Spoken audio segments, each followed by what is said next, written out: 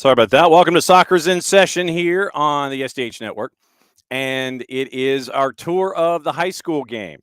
And it is second show that we've had this year. Once again, it's going to be a tour over the next hour. We have some guests scheduled. And as we're navigating our new setups here, trying to get things all squared away on my end, as you can tell me, punching buttons and all that kind of stuff. It sometimes gets a little labor intensive. And so hopefully we can catch up with folks and we will get everything squared away from here. The plan is to catch you up on everything going on in and around the state. And we'll let you know what happened last night, get you prepared for what's going to happen tonight, let you know what our broadcast schedule is, and we'll go from there. And so I'm trying to catch up with one of our guests right now. So kind of laying everything out for our guests today. So like I said, pardon my stumbling here early on. Then the other shows that we've been able to do. Okay, so that we go, and so hopefully that will work. All right, so the plan is that we hopefully, with technology, can catch up with our friends from Dalton and head coach Matt Cheeves. Then at the bottom of the hour, we can catch up with Will Homskus, the head coach at Lincoln County and Lincoln County's girls team. We were there in Lincolnton on Monday for Thompson and Lincoln County, and we've encouraged some perhaps some additional guests from Lincoln County on the show, and then we'll catch up with Brian Burkhart, the head coach at North Gwinnett, and we'll find out what's going on with him on the girls' side as well. So legend, and I know that when we use the word legend, sometimes it's a stretch. In this case, it is not a stretch. Matt Cheeves has done incredible work. By the way, if you haven't had the opportunity to look at the New York Times piece that was done on Dalton soccer, where they talked to Coach Cheeves about the whole dynamic, I think it was back in 2022.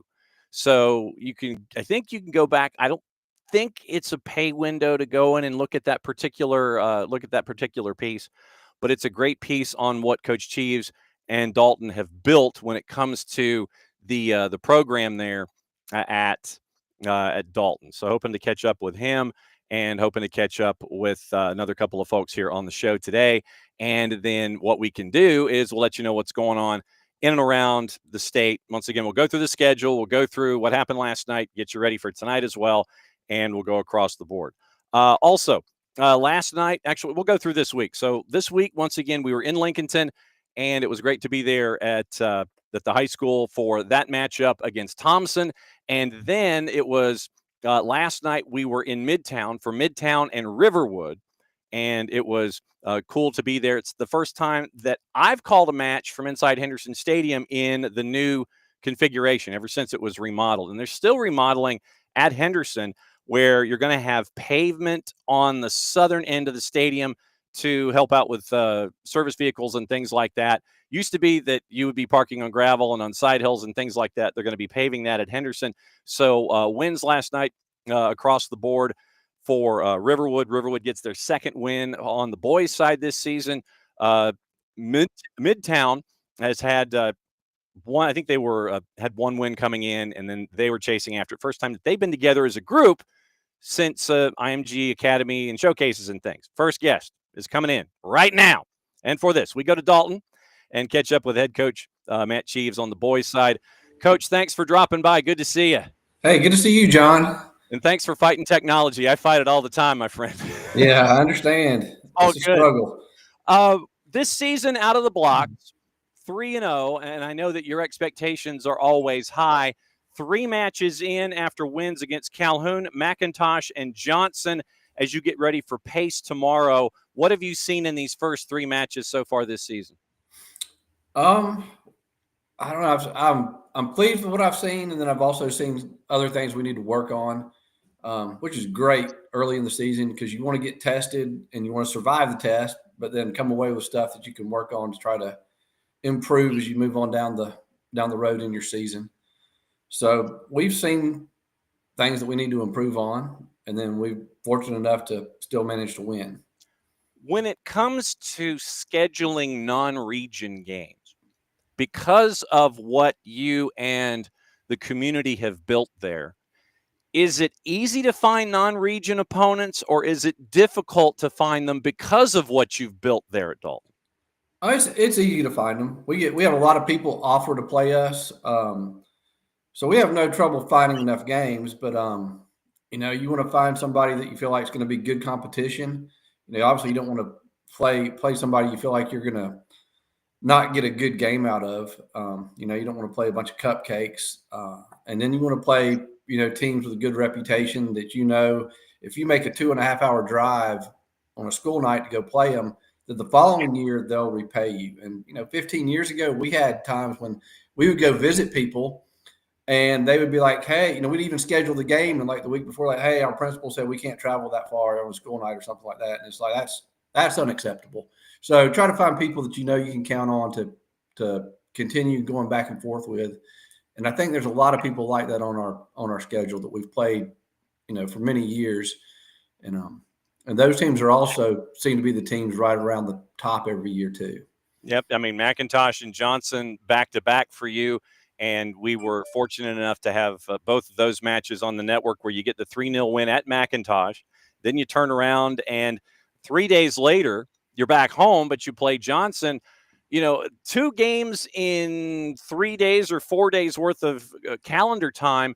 That's I would imagine, a good gauge for you, especially in the postseason when you have schedule compression and you've got to travel, all these different things. So you set yourself up to be ready for that third season with these 2 matchups like you had early. Yeah.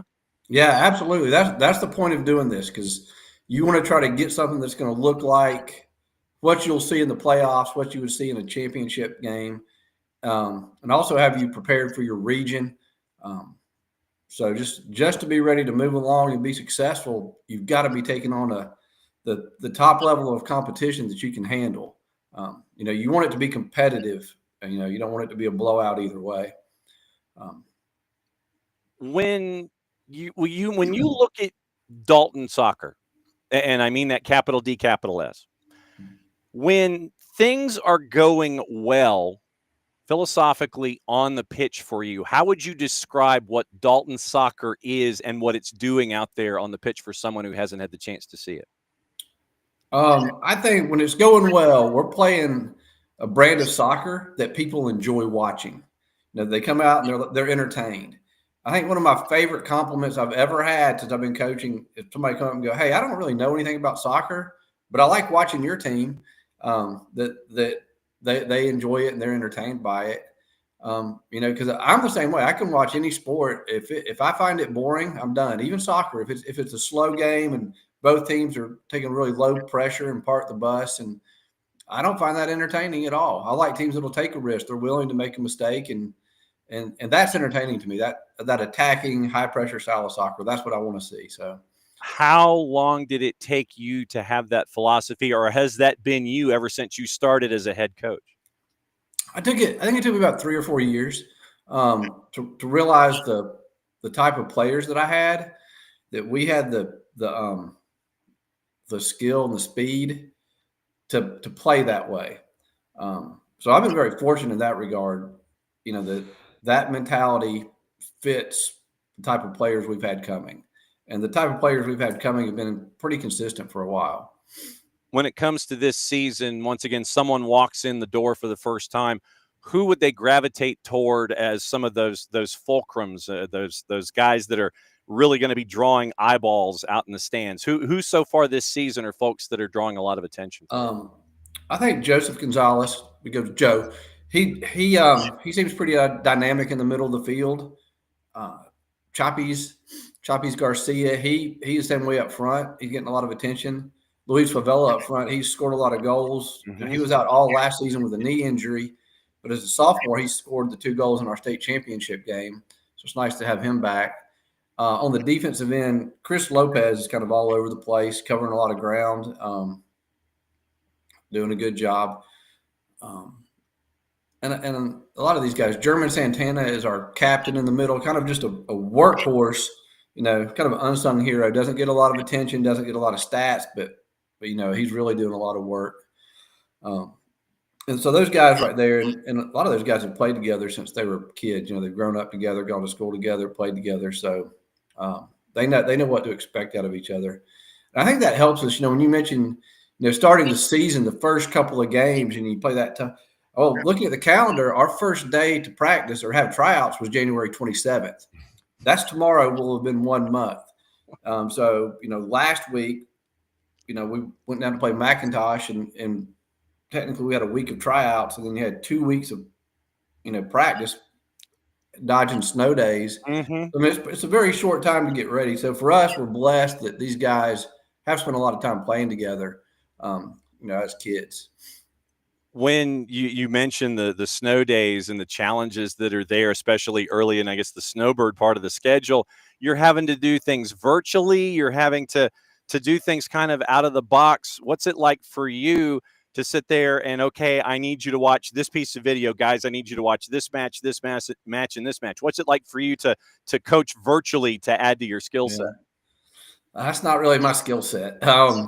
Although we do, we video a lot of games, and we do give them a link and let them watch the games we've played. Sometimes we manage to come up with an opponent, things like that for them to do. My junior varsity coach has a thing where he has them submit themselves doing something with the ball on kind of a team chat, and I like it. He's a younger generation than me. And so I like it. That's not really something that I get as much as he does, but I like it. And I think it's the way of the future. And my last question for you, and thanks for coming by. You've got Pace Academy. You're at Pace Academy tomorrow, and then in 2 days you take on Hiram before Vestavia Hills on a big day there in Dalton on March the 4th. Mm-hmm. What is the best piece of advice that you got from another coach that has stayed with you ever since you've been a head coach? Oh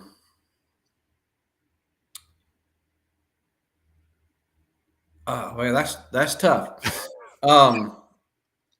The coach that was at Darlington when I started coaching my first year, Gordon Neville was his name. They named a field after them. Great guy. I believe he might have been Scottish, not sure.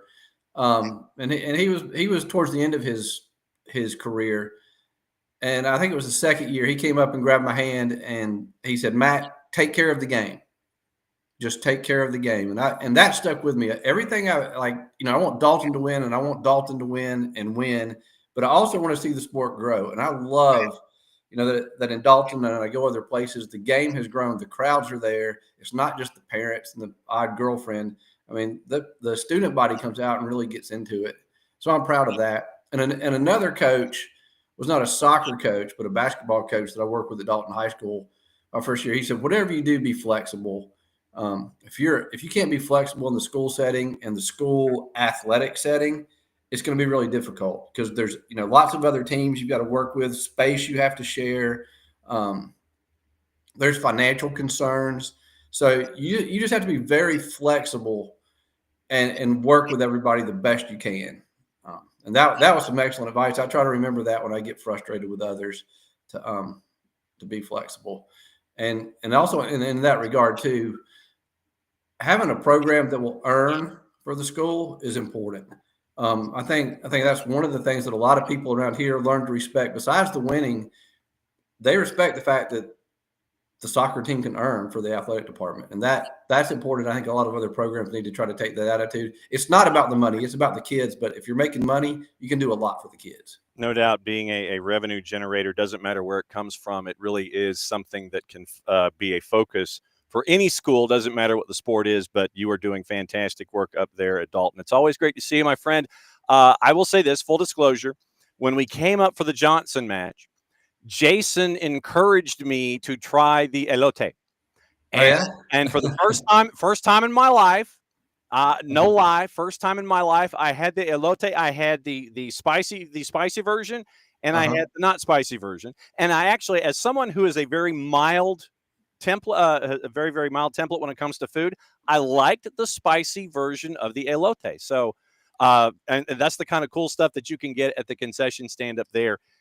In Dalton. Great. So yeah, I'm widening my horizons, and I think I shocked Jason with my food choice. But as always, my friend, great to see you. We'll be Yeah. catching up with you soon, and we'll be following you all season long. Thanks for dropping by in All right. session. We'll catch up Great soon. to see you too. Look forward to seeing you again. Thanks, Matt. All right. There goes Matt Sheaves, the head coach at Dalton. And it's like I said, I tried elote for the first time ever in my life. And I saw it, and I'm like, okay. So there we go, and had it. And like I said, I think I shocked Jason with that for having dinner. Time to turn from Dalton to Lincolnton. And it's time to catch up with Will Homskis, friend of the show, friend of the network. And we find out what's going on there at Lincoln County and how they are building. How is life, sir, in Lincolnton? Thanks for dropping by. Oh, thank you for having us. Our boys coach is trying to make his way down, so he might be joining us in a minute. He's trying to get someone to cover his class so he can come down and join us. It's going well. Our boys, I'll speak a little bit for him since he's not here. They've started off 4-0. It's best start in school history. And we started a little slow with the girls, but we're now 2-2 with a huge region match coming in Friday, the first one of the season. So it's been going well. No doubt about it. And for those that don't know, the story about how you became the girls' head coach and have helped build the program, go ahead and let everybody know how you became head coach there in Lincolnton and what it's been like for you to be the head coach. Yeah, so I came to be the offensive coordinator with football, and I played soccer as a junior and senior in high school. I ref soccer for a while, did all these things. And I was sitting here, I was doing ISS at the elementary school before I could start teaching history the next year. And the AD comes in with the principal and goes, "Hey, you played soccer, right?" And I said, I did. And they said, "Well, you're now the girls' soccer coach." And I said, I am. And I was like, I don't know how good a job I'll do. They said, "Well, it's either that or we're probably going to not have a program because we need a coach." So I obviously took it, and it was a lot of growing pains at first, especially going from football with a bunch of guys to coaching girls. But it's been a lot of fun. The most wins they had was about 4 in a season. And the last 2 years, we've won 12 and 11 and been to the Sweet 16. And it's been a lot of fun to see the growth, winning games that in the past would have been 10-0 losses to last year. We were able to go on the road and beat the number 1 team in the state 1-0. And we don't have one girl on the team that plays travel, and we just play hard, physical, and try to play fast. And it's been a lot of fun to see the growth. Now we actually know soccer instead of just being athletes. So it's been cool. What have you learned about yourself as a coach going from football to football there in Lincolnton? So I learned, especially coaching girls, you can't yell as much as you do with football. But I learned to be, because football is like American football is more like a chess match. You call the play. All right, we didn't like that. Well, I can call and adjust. Whereas like with soccer, you all of a sudden now you go out in the game and you can sub a player, and that's about your only. You got to have more of a strategy at practice than just, hey, I can get in the game and change something real quick with a timeout. I've learned how to be better prepared as a coach going into practices and being better prepared for games, watching film coming from football. We film every game, and I watch every bit of it I can. I try to get opponent scout film when I can and try and have a game plan going into it.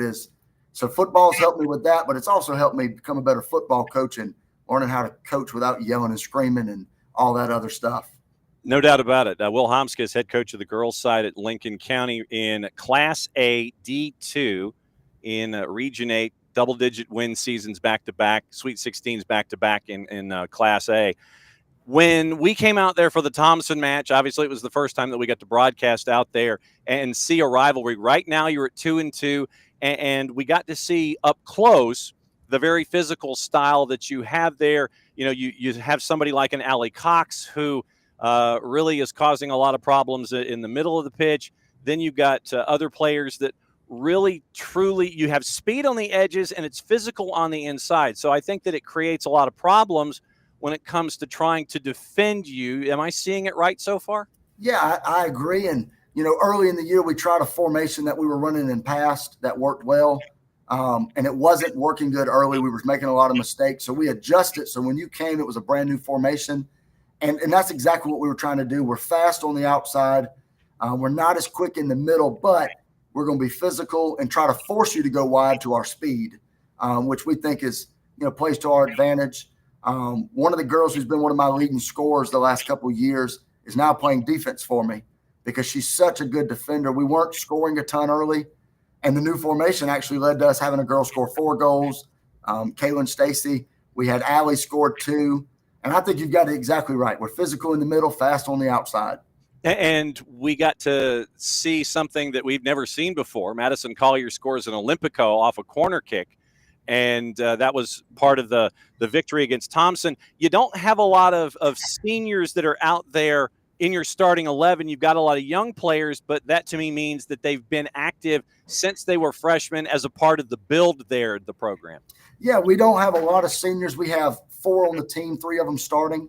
I've kind of had waves. So last year we had 8 seniors with 6 starting. So, yeah, each year it's kind of – and our boys coach just showed up. He's here with us now. There's Hazel. And then it's we've seen that growth where, you know, I have a big class one year and then the next year it turns a little bit smaller. But I've got a huge junior group this year, and a lot of them are having to play. And our strikers are sophomore. Our first off the bench are sophomores. So it's been good. The growth for us has been we've had JV the last couple of years, whereas we'd never really had it before. We've been able to, the last 3-4 years, play at least 5, 6, 7 JV games. So even when they're not getting a lot of varsity time, they're getting to play a lot of JV time, which has been huge for us. Now that he's here, and who did you find to cover for you, by the way? I just walked out and said, hey, kids, good luck. You're 4-0 out of the blocks for the Yes, first time in program history. I mean, legitimately, it's I probably am going to violate one of the tenets of being a sideline reporter in asking how does it feel to be, because it's like, don't ask the how does it feel question, you know, when something's happened. But 4-0 for the first time in program history, how does it feel to be 4-0 and having that start here in 25? Well, first, you know, I think I briefly mentioned this to you while you were doing your broadcast. You know, I have 7 children, so I kind of, my emotions get checked at the door every single day. And to be honest, and I'm not trying to be cliche at all, I haven't really put much thought into being 4-0. I mean, it's an amazing milestone just from what these kids have put in year in, year out. You know, every year we, Coach Homsis and I, we have the awards banquet. And every year I give a big speech about, guys, if, you know, you want to keep seeing the same thing happen every year, then keep doing the same thing every year. But if you want to see it get better or improve, we must have kids that participate in soccer year-round playing travel ball. This year is the first time they bought in this county. I believe the last time they had any was 2006. So, I mean, that just goes to show you the huge gap. But it also goes to show you the exponential growth that you can have just by staying on a ball year-round. I am so proud of these boys. They bought in. They're doing an amazing job. But my goal right now is to be 5-0. And that's, you know, I care more about that than I do any 4-0. No doubt about it. Matt Hayslip joining us now, discussing things on the boys' side with their start, Will Homskis, and what is going on the girls' side. How much of, and I'll ask this, and both of you can answer, how much of Coach Hayslip's approach is in your approach, Will, and how much of Coach Homskis's approach is in your approach, Matt? Matt, go first since you came in second. So Yes. how much of Coach Homskis is in you? 100%, 100%, man. And I know our wives joke because, you know, I work at the middle school. Our schools are attached, you know, but it's middle high school. I work at the middle school. Coach Homsis is in the high school, but I'm over here almost every day.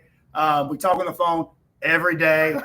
Before practice, we're talking at practice. I go home and I'm on the phone with Will, you know, and his wife makes jokes about, you know, are y'all married or boyfriends? I'm like, well, we would be, but y'all got in the way.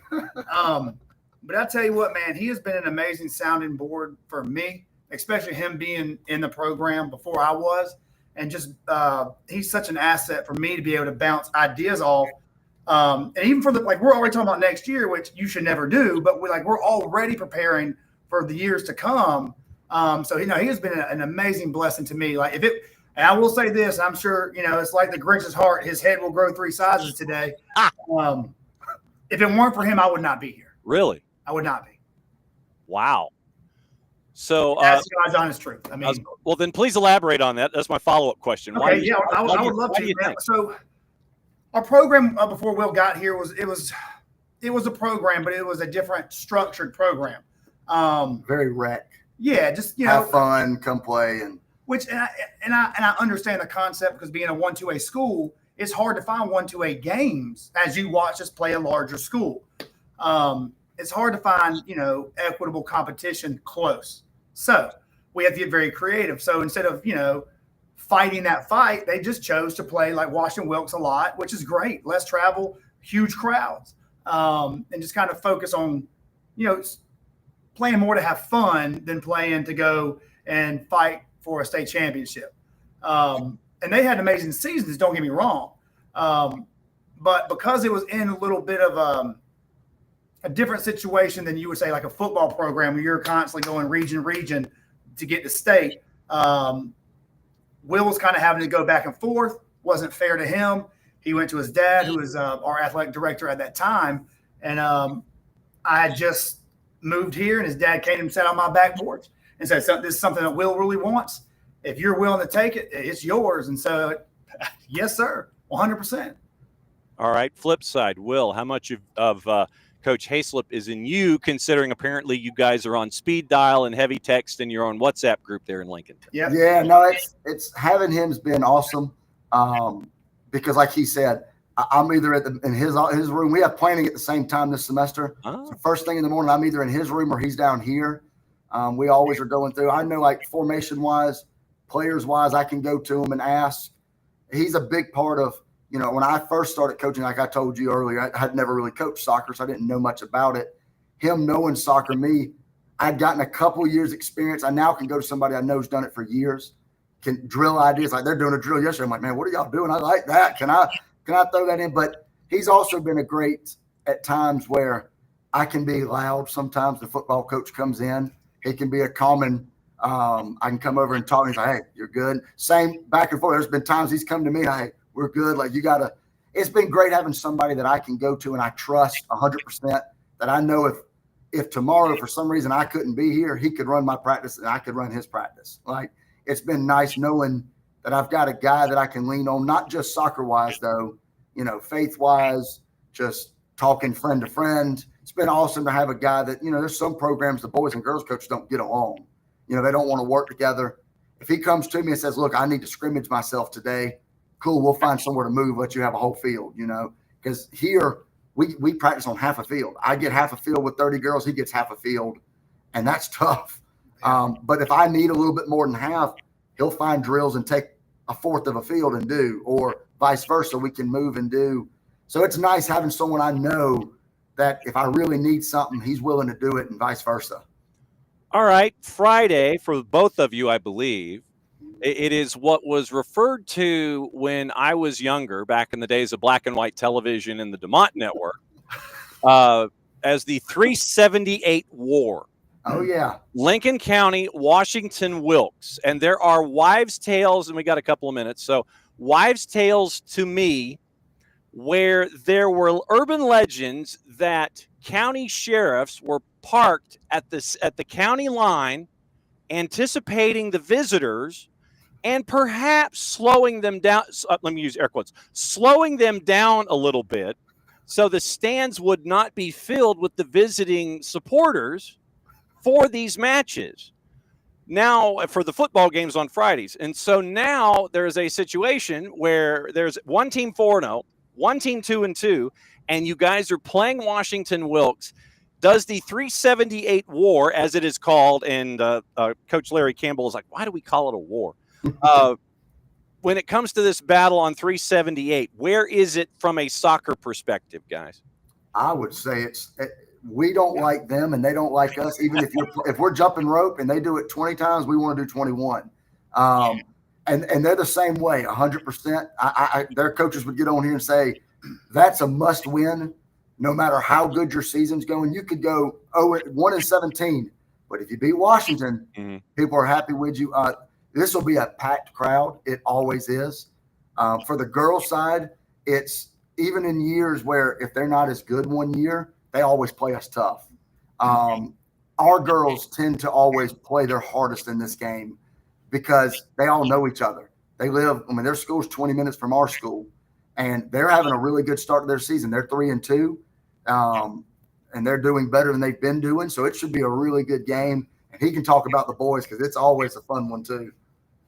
How fun is it, Matt? Yeah, the boys is always a fun. Normally it's a split as I've been here. Last year, both matches went double overtime PKs. We lost the first one.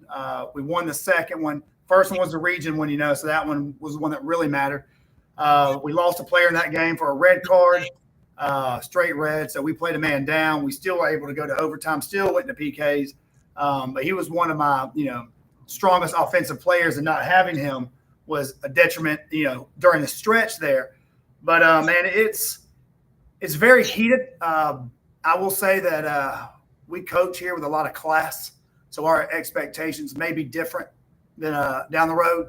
But we do our best, man, and we're really looking forward, like I said earlier, to being 5-0, man. That sings a whole lot sweeter than 4-0 any day of the week. And I will be excited on Friday. No doubt about it. Gentlemen, as always, great to see you. It was great to see you back on Monday. Absolutely, man. 4-0 and 2-2. Lincoln County hosting Washington Wilkes on Friday, 5:30 and 7:30. 378 will not be the same. As always, guys, thanks for dropping by. We'll keep an eye on you and catch up soon. Be safe. And, oh, by the way, go get some lunch, eh? Yeah, sounds good. Thank you. We eat early. I'm done. Oh, there you go. So we'll go get lunch. There you go. I will. All right, be good. We'll see you soon. Appreciate you, man. All right, Matt Hayslip and Will Homskis out at Lincoln County. And now we go from Lincoln County to go catch up with life at North Gwinnett.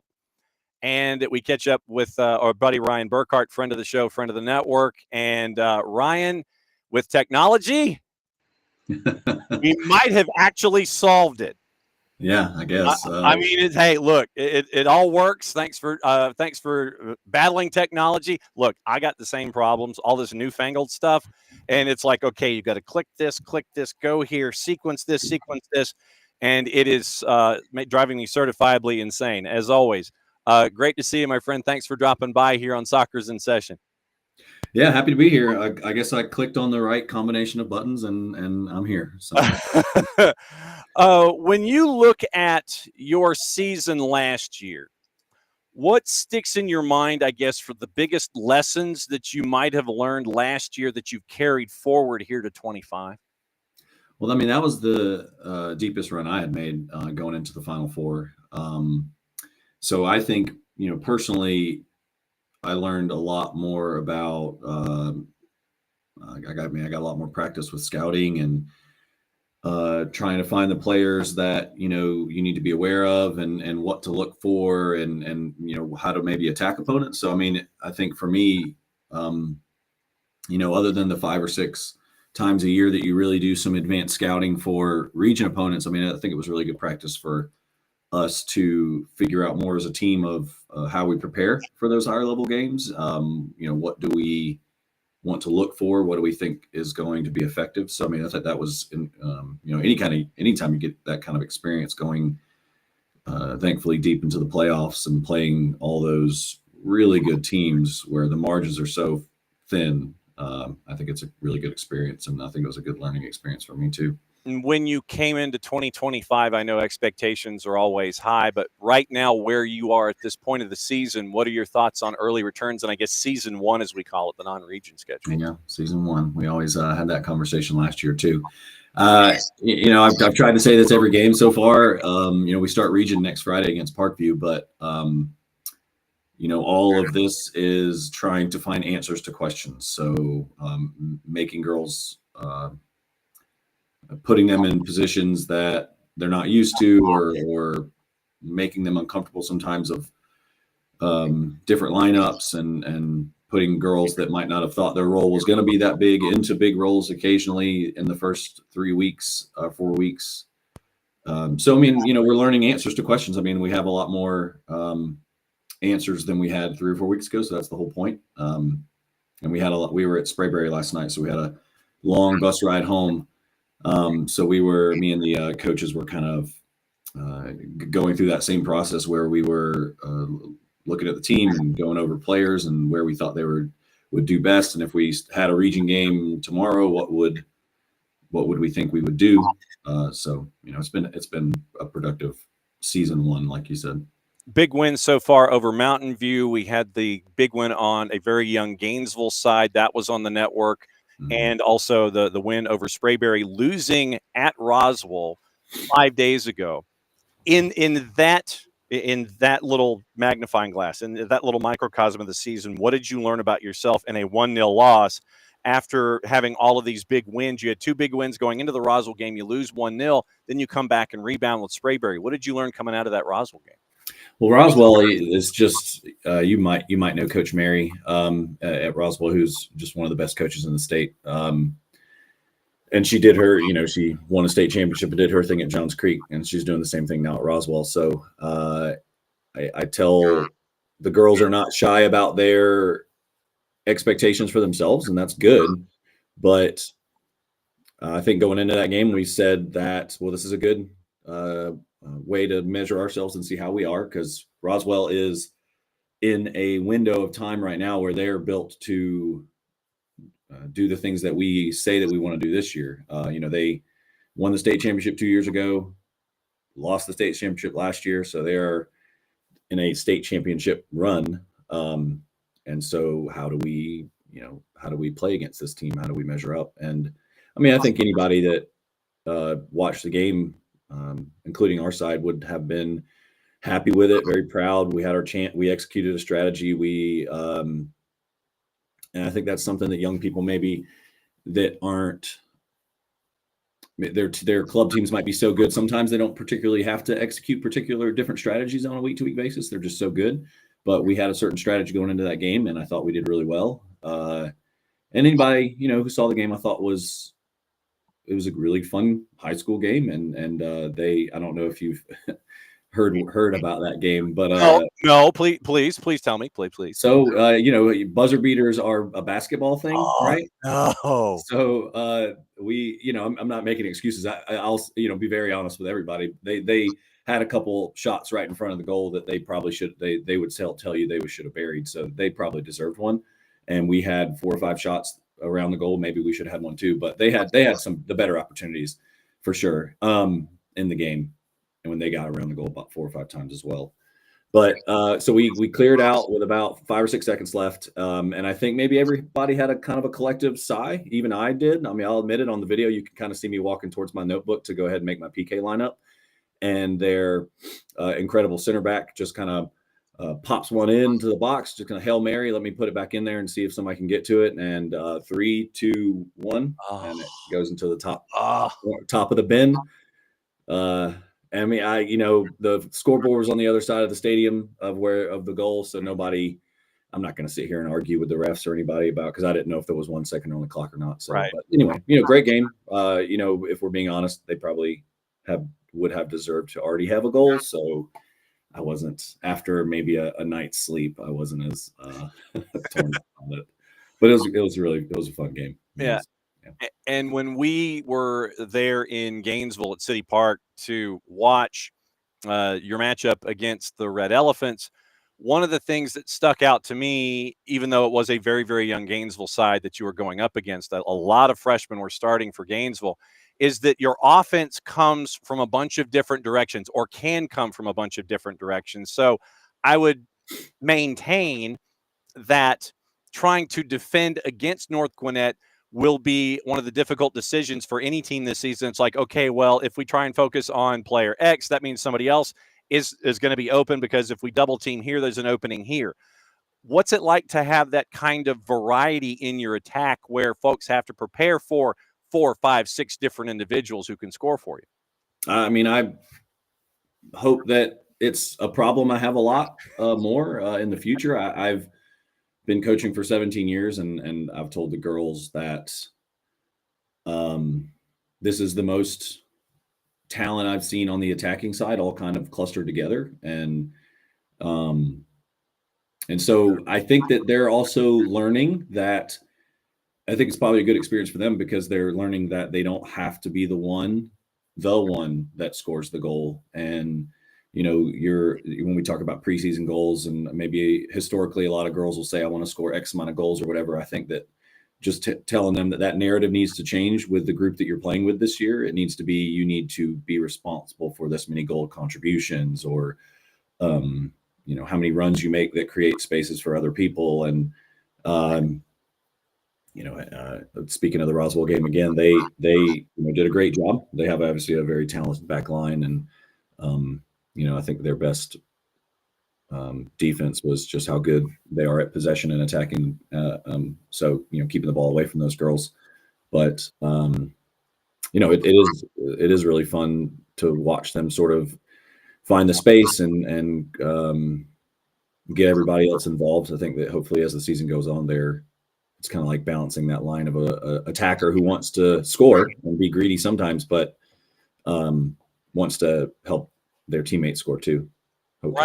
Ryan Burkhart, the girls head coach for North Gwinnett, hanging out with us for another couple of minutes on Soccer's in Session, presented by our friends at Kaiser Permanente. And the other thing that I also noticed is that when you have a player like Amaya Brock, you're getting contributions from your freshmen and your sophomores. Your underclassmen are contributing well, just as much within the structure of your offense and on your defensive side. So you're getting production not just from your upperclassmen, but from the younger players too. And I think that that's just as important as you head into region play and playing other teams in Gwinnett County and making a push toward the playoffs.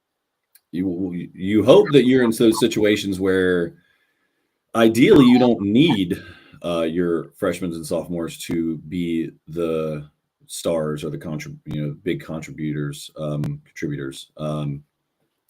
So again, that's a fine line to balance of how much do we just want to focus on this year and getting the 15 or 16 that are going to play all the time that they can and get them to gel, but always sort of having an eye on next year or even, knock on wood, potential cases where you're going to need one or two or three girls to step into some depth. So, that's what that season one is for. And thankfully, there are some really, really great freshmen and sophomores we've kind of cycled for the first 3 or 4 games. They're primarily on the JV team, but they come up and they're getting minutes here and there besides Maya, who is primarily on the varsity team. But, and I think that I've challenged those older girls to see themselves in these girls. Like 3 or 4 years ago, this was you were, young, you were eager to impress, you maybe didn't have the skills and the knowledge that you have now. So, leave behind something besides, I say that a lot, leave something behind besides wins and goals. So hopefully they're embracing that as well. How tough is Gwinnett County soccer in general? You could be talking non-region matchups, region matchups. Just how tough is playing in high school soccer in Gwinnett County with everybody who seems to be coming at you from a bunch of different directions with all the weapons that they can have on a roster? How tough is it to play in Gwinnett County? Well, I think the difficulty and the fun part about it is how big the county is and diverse it is. I think there are some stats out there that it's one of the most diverse counties in the country, and one of the largest. So other than there being just an incredible amount of good players here, it is very big, and there's a lot of clubs here. And so it would seem like on a game-to-game basis, depending on who you're playing in Gwinnett, it's a completely different style and a completely different group of kids that you don't know because they're, for instance, Parkview and Brookwood are sort of on the other side of the county, and I don't go to a lot of GSA games or I'm not familiar with that area of Gwinnett as much. So, but then you go up to Mill Creek, or you go down to South Gwinnett, and it's just going to be a completely a couple players that you're like, who is that? And never heard of her. And the style, they're very direct, or they're incredible at possession, or they have amazing goalkeeper that you didn't even know who that was. So yeah, I mean, it's just a challenge every week, for sure. And it's always fun to see what is going on with all of these challenges here this time of the season, and how folks are navigating season one so they can get into region play and make deep runs into the playoffs in season 3. Ryan, as always, great to see you, my friend, and off to a great start as always. We'll be keeping an eye on you, and don't be a stranger. And we'll dial you up and sit there as the season comes along, and you can catch us up on everything going on up there at North Gwinnett. Thanks for dropping by in session. You are the man. I'd love to, man. Good to see you. All right, be good. Ryan Burkhart, he is the head coach on the women's side at North Gwinnett, and so it's great to take a tour like we did. We go to Dalton, catch up with Matt Cheeves. We go to Lincoln County, catch up with Will Homskis and Matt Hayslip, and then we catch up with Ryan Burkhart at North Gwinnett. So that's the rundown of the coaches today, and what we'll do is we'll go over what happened last night. Once again, win for Riverwood on the boys' side, 1 goal on the board. That's all they needed. And thanks to Riverwood for pulling the highlight from the network. So you can go on Riverwood's Instagram account, and they pulled the goal and a couple of highlights from last night. So cool to catch up with our friends from Midtown and from Riverwood. Midtown last night, literally 2 days ago, was the first time that the group, the anticipated 11, was together because of showcases and spring break or winter break. Yeah, we're still in winter. So showcases and winter break and everything. First time 2 days ago was the day before this match with Riverwood that they were together as a group. When they were at Creek Cup, it was a vastly different group. I think it was half the starters from the Creek Cup games that we got to cover for Coach Barksdale were there on the boys' side for the matchup against Riverwood. So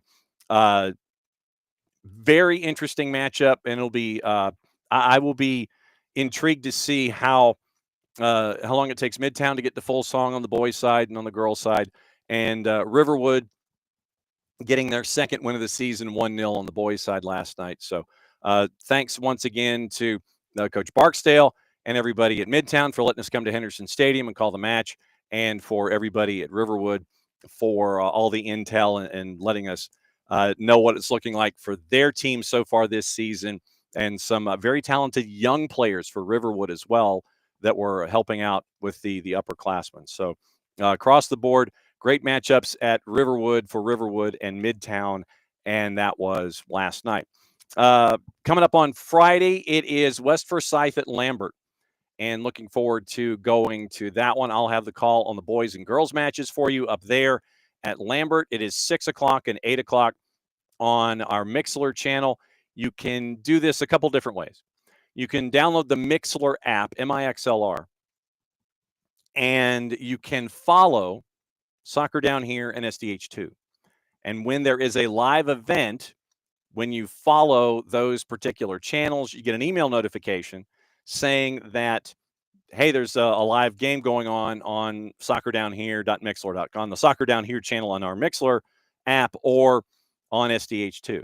And that was how it was with Creek Cup. I'm sure a lot of you were getting email notifications, game up, literally staggered throughout the entire performance of all those schools at the Creek Cup. So all weekend long, you were getting emails.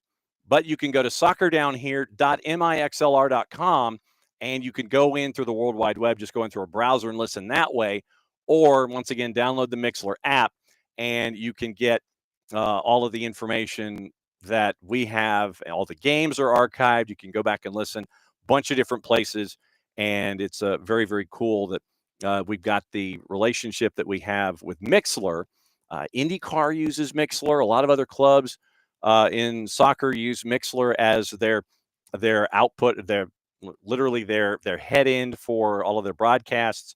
So anything live that's event based on SDH is going to go through our Mixlr channel on the Mixlr app or on the web at soccerdownhere.mixlr.com. So let's get you into the activity today and break down all of the action that will be ready for you. Once again, North Gwinnett's girls off to a 3-1 start. A lot of big wins, losing that matchup with Roswell. We got to catch up with Coach Burkhart and find out about that. So matchups today. So we will start, and it's a light day. It is a very light day in boys soccer. So it is Riverdale and McDonough. That's at 5:30. Up in the mountains, up in Tiger, Hart County, Rabun County. That one should be a fun one. Hart County at 2-1 going to see Rabun County and Tiger. That's at 7 o'clock. Redan and Salem. That is also at 7. It is Drew and Drew Charter going up against each other. That one's at 7 o'clock. Darlington and Dalton Academy, 7 o'clock kick.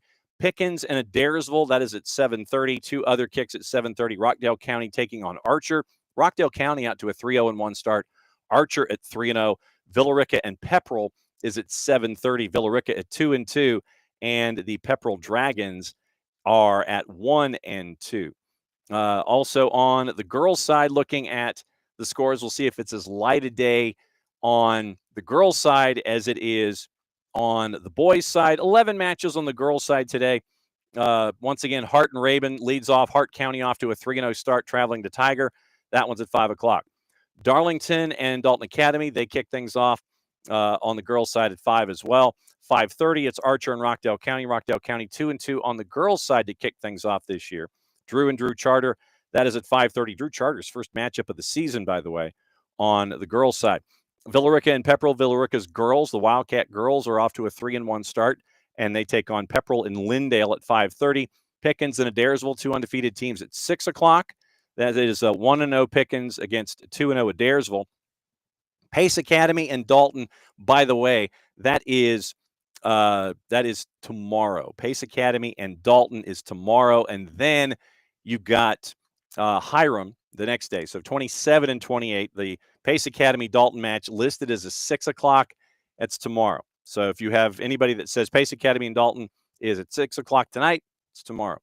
Then Druid Hills and Shiloh, two teams at 2-1. That's at 7 o'clock.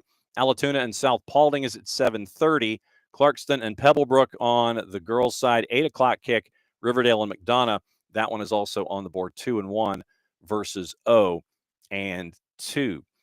Yesterday, going through a boatload of finals, and there were like 9 gazillion games yesterday, 101 matches on the girls' side yesterday. So we'll go through some of the big names and the big scores and go through the winners for you. Fellowship Christian beat Paideia by the score of 3-1. It was, let's see, I'm trying to, GAC beat Dawson County 5-0. Oglethorpe County put 7 on Jeffco. Cedartown beat Coosa 5-1. It was a try-on over Armurchie at Armurchie. 6-1 final there on the girls' side. It was Calhoun over Gordon Central 6-2.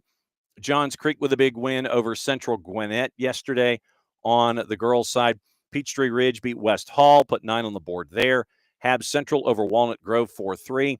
Cherokee over Creekview by the score of 1-0. North Hall a winner, Oconee County a winner, Heritage a winner over Grayson, and that's Heritage Conyers over Grayson. South Gwinnett a big number on Newton yesterday. It was Bremen over Cartersville in Cartersville at Weinman Stadium. Jasper County over Putnam County. Lassiter beat Etowah 4-0. North Forsyth put 7 on the board against East Hall. Rome beat Heritage Catoosa 4-1. South Cobb a winner at Lithia Springs. It was Cherokee Bluff and Johnson, a goalless draw. Cherokee Bluff wins it in PKs. Gainesville over White County 3-2. Lovejoy a big number on Morrow. Commerce put 7 on Greene County. Pacelli beat East Coweta by a large margin. That was a 9-1 final. Norcross and Jefferson tied at 1. We're going to keep an eye on the Jefferson Dragons, as we always do. It was Langston Hughes a winner yesterday. Harris County put a big number on Troop. Mountain View shuts out Duluth by the score of 2-0. Fannin County a 5-4 winner over Murray. West Lawrence beat Baldwin and Middle Georgia 2-0. Flowery Branch wins in PKs over Winder Barrow 1-1 after 90. They go to PKs. Flowery Branch got the Duke. Same for Douglas County over Central Carroll. Same score, same result. Grovetown over Rockdale County. Hateville Charter beat Washington High School. It was Buford over Parkview 3-2 and a bit of a shocker. So a big win for Buford coming out of the blocks this season. Social Circle puts up a big number yesterday in beating Towers. East Jackson at Cedar Shoals won that one 7-4. Decula over Appalachie. Ola beat Griffin. You know about Appalachie and their girls program and the boys program from the early broadcast this season on the network. It was Prince Avenue and Lake Oconee Academy.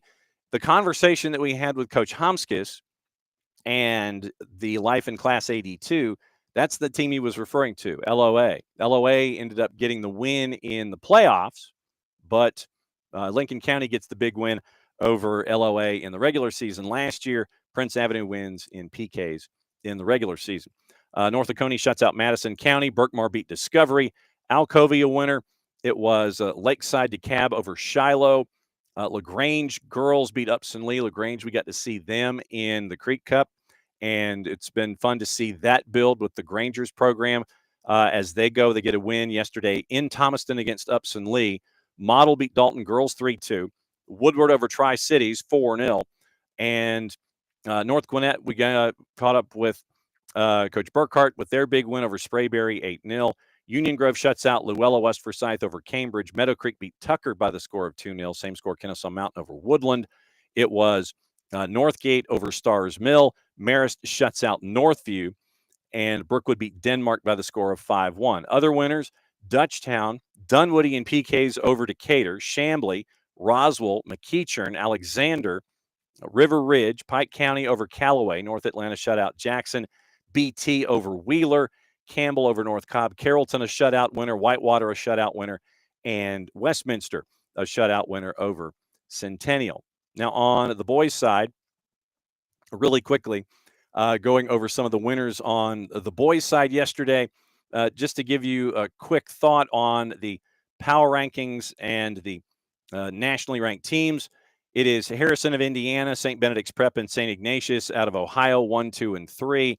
And the rankings, the first Georgia team that is ranked in the fall of 2024 rankings heading into 2025, you got to scroll down a little bit and try and find who that is. How far can I scroll down before we end up seeing how a team in Georgia was ranked in the fall rankings in 2024? Wow. Okay. So they don't have Max Preps finally has Rabin Gapnakuchi, who plays in the North Carolina. They play in the NCISA because flat out geography. Rabin Gapnakuchi is so detached from everything in Class A up in the mountains that they get a waiver, and they played in the North Carolina Association, and that's where they play most of their games. So Rabin Gapnakuchi ranked at number 44 in the fall, and that was the top-ranked Georgia team that plays a 2020. This is just okay. So it gives. I'm trying to find scores from I don't know yesterday. And we mentioned all of the matchups that are going on. But yesterday, let's go back to yesterday finally. Instead of giving me November of 24 and rankings, let's go through some of the winners really quickly. Heritage gets the big win. They had an early start, put up a big number on LaGrange Academy. Savannah Country Day over Hilton Head Prep and a crossover. Callaway shuts out Pike. Atco, a big number. Keep an eye on Atco in Class A. Thomasville shuts out Colquitt County 1-0. North Cobb beat Campbell 3-1. It was Villarica over Temple, and Westminster beat Centennial. Landmark Christian over Whitewater. Fellowship Christian wins in PKs over Paideia. It was Brooks over Eccles. Southeast Bullock shut out Liberty. Jenkins over Windsor Forest. Woodville Tompkins on the coast beat New Hampstead 5-1. Claxton put up a big number over Bryan County. Cook beat Westover. And Oglethorpe County beat Jeffco. Appling County beat Toombs 5-4. That's another one of those rivalries. March 11, to give you a quick note, March 11, we will be in the Pinelands for Appling County and for Appling County and Jeff Davis. So nothing like a bot, So, all right, we finally got the bot out of the way. Anyway, Appling County and Jeff Davis in the Pinelands, March 11. We'll be there for that one, and it's going to be a big crowd considering what happened in the playoffs last year with Appling and Jeff Davis. Anticipating a big crowd in Hazelhurst. We're going to be there on March 11. Pierce County beat Fitzgerald 3-2. Wesleyan a big number. Island's a big number over Beach. Calvary Day beat Groves. Josie over Glen Hills. It was Georgia Military College over Montgomery County. GAC over Dawson County. Richmond Hill on the coast beat Camden County 2-0. Johnson of Savannah beat Long County. Dooley beat Wheeler. Brantley over Trutland. South Effingham over Statesboro. DeKalb County, Redan over Columbia. Hilton Head Island over Benedictine in PKs, 1-1 after 80. It was Cedartown over Coosa. Calhoun over Gordon Central. Brunswick a winner. Ridgeland a winner in Northwest Georgia. Sumter County wins in PKs over Worth. Glen Academy over Bradwell. Chambly over Arabia Mountain. Dublin, big number on Northeast. Metter over Portal. Ware and PKs over Wayne. Swainsboro over East Lawrence. Tryon over Armurchie. And that is just a piece of the activity that happened yesterday with over 100 matchups on the board and a handful of matchups today. That is another go-round of Soccer's in Session presented by our friends at Kaiser Permanente. Remember, Friday night, it'll be Friday Night Football, and it will be a matchup at Lambert. West Forsyth and Lambert, 6 o'clock and 8 o'clock. And we'll be back at it with that broadcast. I'll have the calls for you on both of those from Lambert on Friday night. Thanks to Ryan Burkhart, North Gwinnett. Thanks to Coach Hazelton, Coach Homskis at Lincoln County. Thanks to Matt Cheeves at Dalton. Thanks to you for dropping by for another go-round of Soccer's in Session here on the SDH Network. Presented by our friends at Kaiser Permanente. Mucho Platiel, play it safe. The morning show back at 9:05 Eastern. And we'll be getting you ready for your Thursday in the world of soccer. And Nino Torres and Nico Moreno joining in hour number 2. We'll get you ready for the weekend starting in hour number 1. Thanks for dropping by here on the SDH Network. Play it safe, everybody. Mucho Platiel. We'll catch up with you soon.